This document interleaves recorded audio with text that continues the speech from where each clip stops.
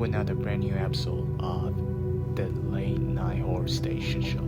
I'm your today's host, Christopher.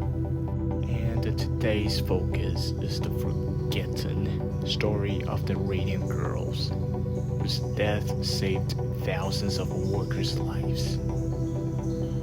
During the period of World War I, hundreds of thousands of women went to work in clock factories, painting watch dials with a luminous radium paint. On April 10, 1917, an 18-year-old woman named Grace Freer started work as a dial painter at the United States Radium Corporation, also known as USRC, in Orange, New Jersey. It was 4 days after the U.S. has joined the World War with two soldier brothers.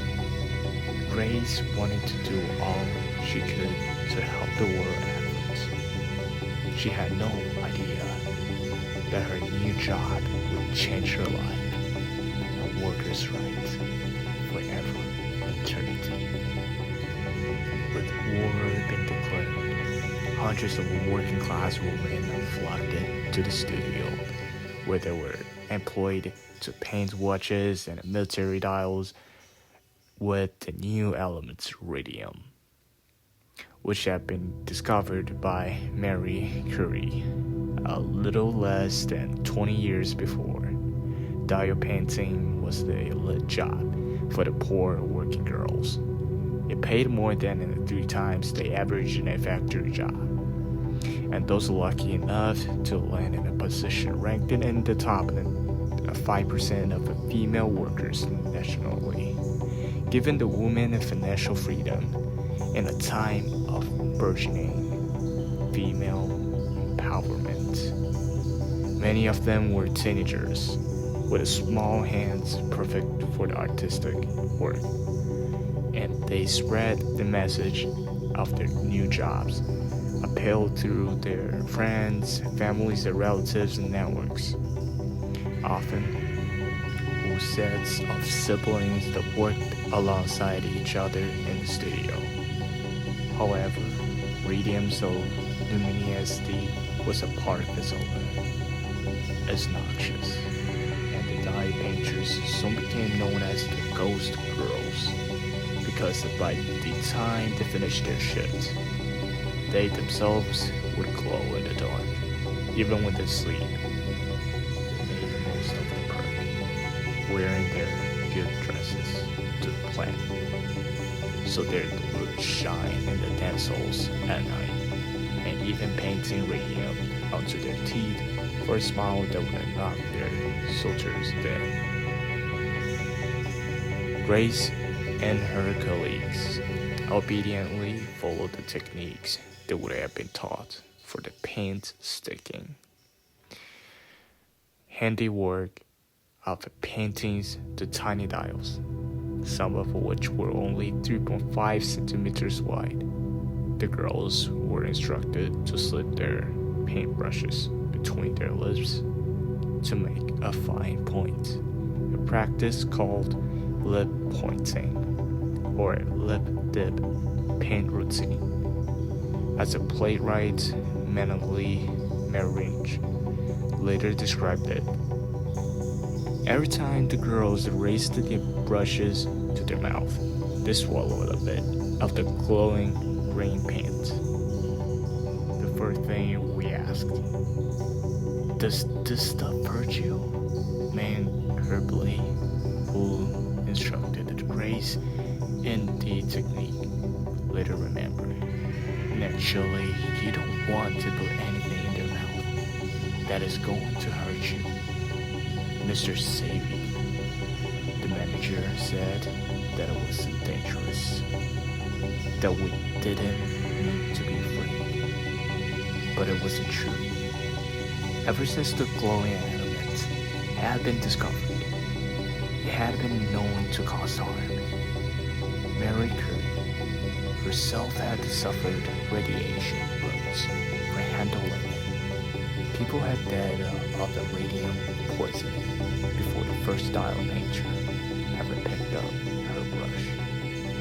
That was why the man at the radium companies were lead up problems in their laboratories and handled the radium with ivory-tipped tongs. Yet, the dial painters were not afforded such protection, or even warned it might be necessary. That was because at the time, a small amount of radium, such as the girls were handling, was believed to be beneficial to health. People drank radium water as a tonic, and one could buy cosmetics, butter, milk, and toothpaste laced with the water elements. The newspaper has been reported that its use would add years to our lives. On September 12, 1922, the strange infection that had plagued the Molly Mega for less than a year spread to the tissue of her throat. The disease slowly ate all the way through her jugular vein. At 5 p.m. that day, her mouth was flooded with blood as she hemorrhaged so fast that her nerves could not staunch it. She died at the age of 24, with her doctor flummoxed as to the cause of that. Her death certificate erroneously said she would have died of syphilis, something her former company would later use against her. With the report hushed up, the woman's biggest challenge was proving the link between their mysterious illnesses and the radium that they would have been ingesting hundreds of times a day. Though they themselves discussed the fact that their work must be to blame. They were fighting against the widespread belief that radium was safe. In fact, it was only when the first male employee of the radium firm that expert finally took up the charge. In 1925, a brilliant doctor named Harrison Marland devised a test that proved once and for all that radium had poisoned the woman. That ingested radium has subsequently settled in women's bodies and was now emitting constant, destructive radiation that honeycombed their bones. It was literally boring holes inside them while they were alive. It had attacked the women all over their bodies. Ray's frail spine was crushed, and she had to wear a steel back brace. Another girl's jaw was eaten away to a mere stump. The woman's leg shrinked and spontaneously fractured too. Those damaged bones also began to glow from the radium embedded deep within them. The light that does not lie. Sometimes the moment of a woman realized she had a radium poisoning was when she caught the sight of herself in a mirror in the middle of the night. For a ghost girl was reflected there, shining within a natural luminosity that sealed her fate.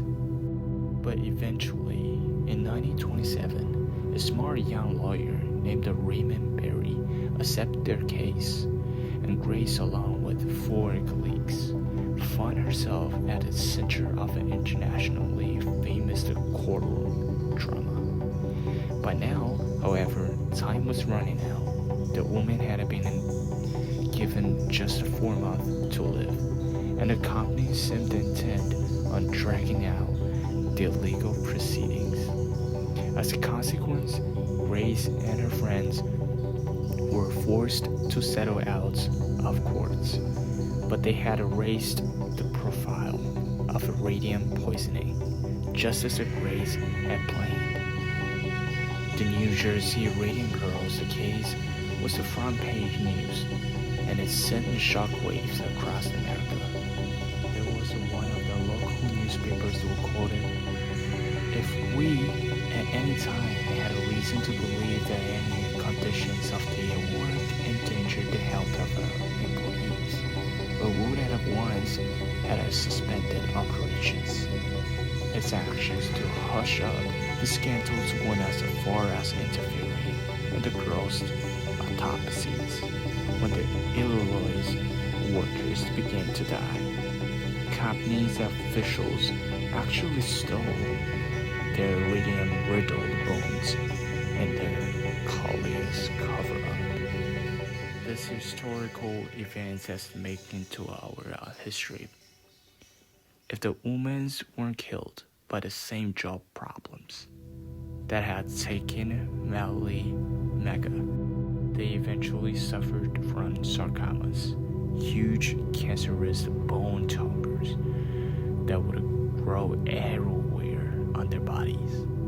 One dial painter, Harold Laporte, died from a massive pelvic tumor that was said to be larger than 2 footballs. Thank you guys for watching my show. Please drop a like, comment, and subscribe.